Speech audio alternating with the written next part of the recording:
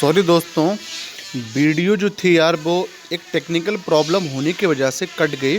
तो चलो, मैं जिस डायलिसिस के बारे में बात कर रहा था, अब प्यारे भाइयों मैं इसको एक्सप्लेन भी कर देता हूँ। वैसे तो यार देखो, मैंने बता ही दिया डायलिसिस क्या होता है, लेकिन अब मैं जो है ना इसे एक्सप्लेन भी कर देता हूँ। तो देखो, डायलिसिस क्या होता है, बहुत सिंपल है। एक्सप्लेनेशन मैंने लास्ट वीडियो में कर दिया, तो यहाँ पे मैं जस्ट रीड करता चला जाता हूँ और जो भी आपको बताता चला जाता हूँ। देखो, person having kidney failure can be clean regularly by using a machine called dialysis machine. देखो, मैंने आपको क्या बताया लास्ट वीडियो में, जिस पर्सन की जो किडनी है वह फेल हो जाती है, क्या होती है, किडनी फेल हो जाती है, तो ऐसे पर्सन की किडनी को क्या किया जाता है, ट्रांसप्लांट। लेकिन अगर कोई भी परेशानी है, कोई भी दिक्कत है जिसकी वजह से किडनी ट्रांसप्लांट कराना संभव नहीं हो पा रहा है, तो ऐसे पर्सन की बॉडी में क्या किया जाता है कि ऐसे पर्सन को पीरियोडिकली हॉस्पिटल बुलाया जाता है और जो उसकी किडनी होती है उसे साफ़ किया जाता है, जिससे कि उसके अंदर यूरिया इकट्ठा ना हो। और अगर यूरिया इकट्ठा होता है तो जो उसकी किडनी है मेरे प्यारे भाइयों, वो डैमेज हो जाएगी। अब जो प्रोसेस है जिससे कि हम किडनी को साफ़ करते हैं, यानी कि यूरिया को बाहर निकालते हैं, वह कहलाती है आपकी मेडिकल लैंग्वेज में डायलिसिस। और जिस मशीन से साफ़ किया जाता है उस मशीन को हम कहते हैं डायलिसिस मशीन। अब यहाँ पे जो नेक्स्ट पॉइंट है आपका, वह है the procedure use for cleaning the blood of person by separating. ये देखो, ये सब मैंने आपको बता दिया डायलिसिस क्या है। अब देखो यहाँ पे क्या है, ये एक बहुत ही इम्पॉर्टेंट प्रोसेस है। अब भाई, जिस पर्सन की किडनी फेल हो चुकी है, यानी कि it is not working normally, तो उसके लिए तो यार ये बहुत इंपॉर्टेंट हुआ ना, क्योंकि उसके लिए तो आप ये समझ लीजिए, अगर डायलिसिस नहीं हो पा रही है और किडनी ट्रांसप्लांट भी नहीं हो पा रहा है, तो ऐसे पर्सन का तो क्या है, निकल लेगा वो। लेकिन हमारा कोई प्रियजन है, हमें उसे निकलने नहीं देना है, तो हमें करना क्या है, dialysis is an important process जो कि हमें परफॉर्म करानी ही पड़ेगी। अदरवाइज़ क्या होगा, वह जो पर्सन है वह पर्सन जो है डाई हो सकता है।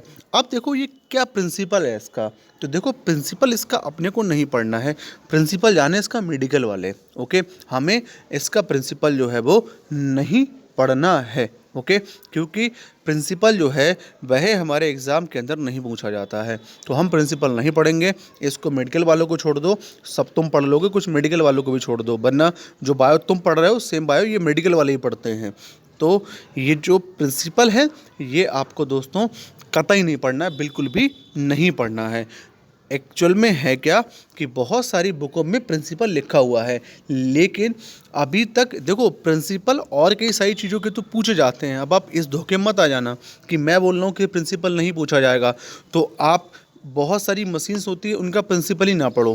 प्रिंसिपल पढ़ना ज़रूरी है, लेकिन यहाँ पे इस मशीन का प्रिंसिपल पढ़ना is not fall under your syllabus. तो my dear friend, you have to left it, आपको उसे सिंपल छोड़ देना है।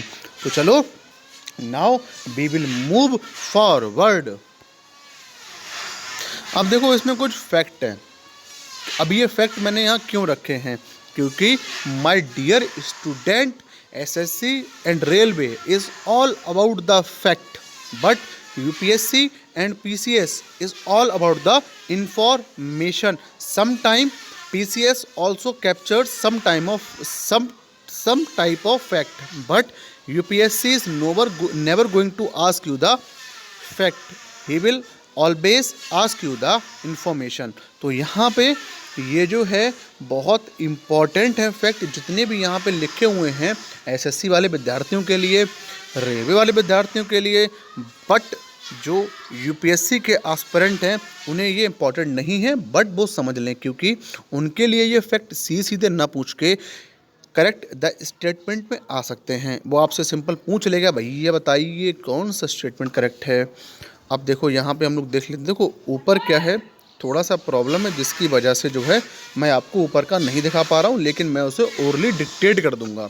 सबसे पहला पॉइंट देखो क्या है, on an average about 11 to 1200 ml of blood is filtered bye kidney पर मिनट। देखो, 1 मिनट के अंदर जो हमारी किडनी होती है यह ऑलमोस्ट 1100 से 1200 ml जो ब्लड होता है उसे फिल्टर करती है। क्या करती है, फिल्टर करती है। यह जो होता है ये आपका 1/5 पार्ट होता है जितना आपके हार्ट के द्वारा पंप किया जाता है। माय डियर स्टूडेंट, मैंने आपसे क्या कहा, जो हमारी किडनी है यह पर मिनट 1200 ml ब्लड को प्यूरिफाई करती है, और this quantity is almost 1/5 of the quantity which is pump by the heart. Okay, तो ये जो पॉइंट है यह मैंने आपको समझाया। कोई दिक्कत my dear student? Should be move forward, क्या हमें आगे जाना चाहिए? चलो मैं आगे चलता हूँ। The ultra filtrate almost resemble to one free and self plasma and composition osmotic pressure. ये यार कुछ दोस्तों गलत पॉइंट लग गया है, इसे कट कर दीजिए। ये जब मैं जब सावरिया क्लासेस टेलीग्राम चैनल पे जब आपको भेजूंगा तो उसमें ये लाइन सही करके भेज दूंगा। ये गलत लाइन लिखी हुई है यार, मेरी भी नहीं समझ में आ रहा क्या लिखा हुआ है। ओके, तो ये कुछ गलत टाइप हो गया है, इसके लिए I am very very sorry. पता नहीं क्या लिख गया है, तो इसके लिए जो है मैं टेलीग्राम चैनल पे जब ये PDF डालूंगा उसमें इसका करेक्शन कर दूंगा। मैं इनफैक्ट अभी करेक्शन करके डाल दूंगा। अब देखो नेक्स्ट पॉइंट क्या, हमारा third point, the glomerular filtration rate is 125 ml पर मिनट। अब ग्लोमेरुलर देखो, ग्लोमेरुलर ये मैंने आपको बहुत ही अच्छे से पढ़ाया था। मैंने आपसे कहा था किडनी जो है ना उसके अंदर जो ब्लड को प्यूरिफाई करता है भैया आपका ग्लोमेरुलर, ठीक है। तो ये जो ग्लोमेरुलर है ये आपका कितना भैया प्यूरिफाई करता है, तो यह करता है 180 लीटर पूरे दिन के अंदर। 180 लीटर पूरे दिन के अंदर ब्लड को क्या करता है, ये प्यूरिफाई करता है। अब देखो नेक्स्ट पॉइंट क्या है हमारे पास, नेक्स्ट पॉइंट ये है जो pH होता है ब्लड का, जो कि वहाँ प्यूरिफाई होता है किडनी में, उसका pH होता है 6 से लेकर 8। कितना होता है? 6 to 8। ओके, चलिए इसी के साथ मैं इस लेक्चर को करता हूँ ऊपर।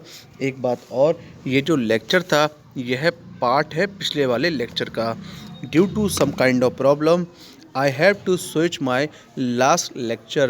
That's why this lecture will be counted in the last lecture. Okay, so if you had any kind of problem you can ask my telegram handle, that is Sachin Gupta 95368, and you can also ask your problem on my Gmail handle, that is Sachin Gupta 95368. And my dear friend, I am thinking you are taking enjoy of my classes. अगर भाई मज़ा आ रहा हो दिल से तो दोस्तों यार बी सपोर्टिव, थोड़ा सा हमें सपोर्ट करो जिससे कि हम आपको बढ़िया से बढ़िया बेहतरीन कंटेंट ला पाएँ। ओके, इसी के साथ दोस्तों good bye, keep hope, keep healthy, जय हिंद।